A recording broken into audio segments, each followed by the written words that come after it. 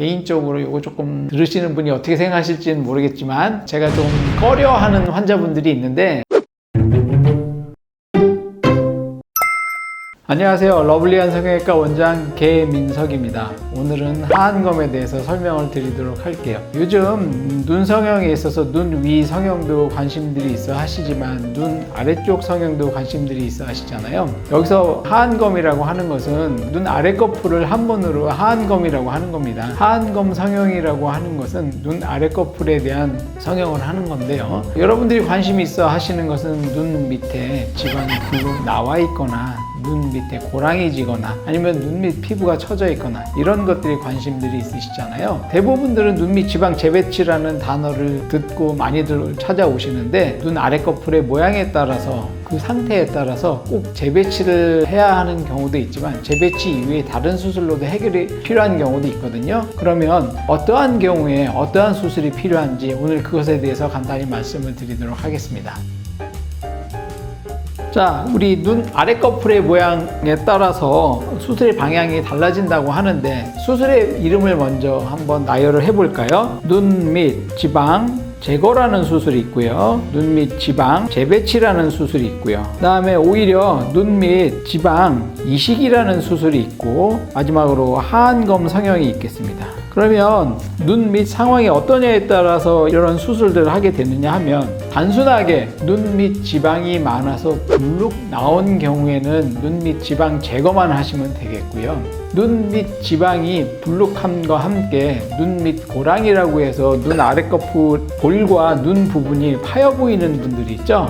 이런 분들의 경우에는 불룩한 지방을 이용을 해서 그 지방을 펼쳐서 눈 밑 고랑도 해결하고 불룩한 지방도 해결하는 눈 밑 지방 재배치를 하는 것이 맞겠고요. 어떤 경우에는 다크서클이라고 해서 눈 밑 상태는 검었고 고랑은 심한데 지방은 별로 없는 분들이 있거든요. 이런 경우에는 재배치를 할 지방이 없으니까 오히려 다른 부위에서 지방을 채취해서 눈 밑 고랑 부위와 어두운 부분을 메꿔주는 눈 밑 지방 이식이 필요하겠습니다. 그리고 이러한 눈 밑 지방 제거라든지 재배치라든지 지방의 이식 같은 경우에는 30대, 40대 초반까지와 같이 피부의 탄력도가 좋으신 분들의 경우에 눈 밑 지방을 만지더라도 눈 아래 거풀의 피부가 탄력도 있게 줄어드는 나이 또래에서는 지방만 만져도 되겠지만 눈 아래 거풀의 피부 탄력도가 떨어지는 분들의 경우에 눈 밑 지방을 제거를 하거나 재배치를 해서 볼륨이 없어질 경우에 그 겉에 있는 눈꺼풀 피부가 오히려 더 처져 보이는 경우가 있거든요. 이런 경우에는 어떻게 해야 될까요? 처진 피부도 같이 제거를 해야 되겠죠? 그럴 경우에 필요한 것이 하안검 성형입니다. 그래서 하안검 성형에는 눈 밑 고랑도 해결하고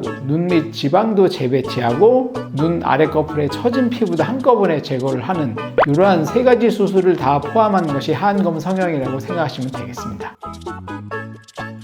방금 말씀드렸듯이 피부 탄력도에 따라서 수술의 범위가 달라진다고 했는데요. 대부분의 경우에 40대 중반 정도까지는 지방을 재배치하거나 제거하거나 지방을 이식하는 쪽으로 말씀을 드리고요. 피부 탄력도가 좀 떨어지는 분들의 경우 한 50대 이후 분들의 경우에 있어서는 제가 주로 하안검 성형을 권해드리고 있습니다. 물론 이 나이 또래가 딱 그 나이에는 꼭 그것만 해야 된다 이것은 아니고요. 눈 아래 거풀에 힘이 너무 없어서 수술 후에 눈 아래 거풀이 뒤집혀지는 현상이 예상되는 분들의 경우에 있어서는 하안검 성형을 좀 하기는 좀 곤란하고요. 그런 경우에는 지방의 제거나 지방의 이식 같은 방법으로 어느 정도 소기의 목적을 달성할 수가 있겠고, 이러한 하안검 성형이나 지방의 성형을 통해서 피곤해 보이는 인상이라든지 나이가 들어 보이는 인상, 이러한 것들을 많이 개선시켜 드릴 수 있겠습니다.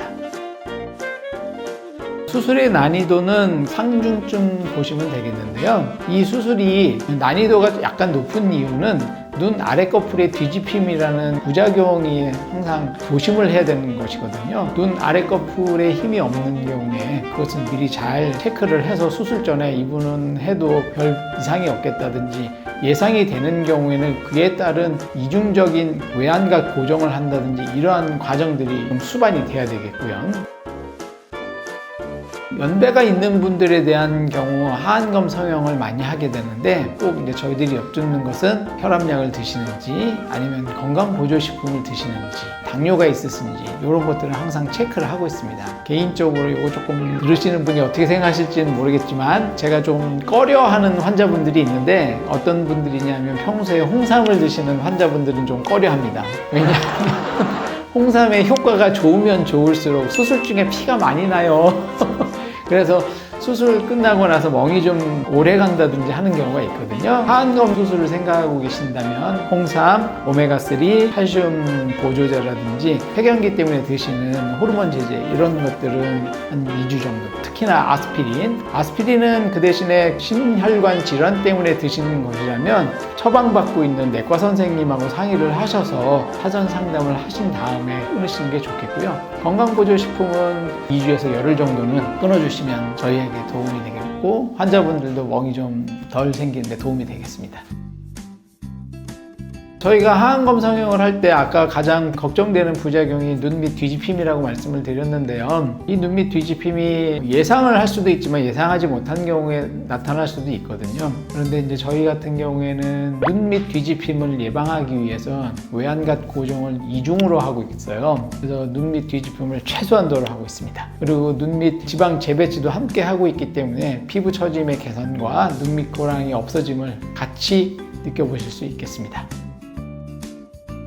연배가 있으신 분들 같은 경우에는 눈 위 처짐으로 불편함도 많이 느끼시지만 눈 위 성형을 하시고 나면 내가 왜 그때 위에만 했지? 아래도 같이 할 걸 이런 말씀들을 많이 하세요. 수술 전에는 경제적인 부담이라든지 회복 시간의 빡함이라든지 이런 것들 때문에 급한 것부터 먼저 하신다고 하시는 경우도 있는데 눈 위 커플이랑 아래 커플이랑 따로 한다고 해서 수술 결과에 차이가 있는 거는 아니지만 하실 때 같이 생각을 하셔도 확실하게 젊어지는 그런 모습들을 찾으실 수가 있겠고요. 하안검 성형이 겉으로 보기에는 그냥 지방 없애고 피부 당기는 것 같아 보이기는 하지만 그게 알게 모르게 또 나름 노하우가 필요한 수술입니다. 그래서 좋은 결과를 얻으시는 병원을 잘 찾아서 수술을 받으시면 되겠습니다. 구독, 좋아요 부탁드리고요. 궁금한 점 있으시면 댓글 달아주시면 저희들이 성심성의껏 답변 올리겠습니다. 감사합니다.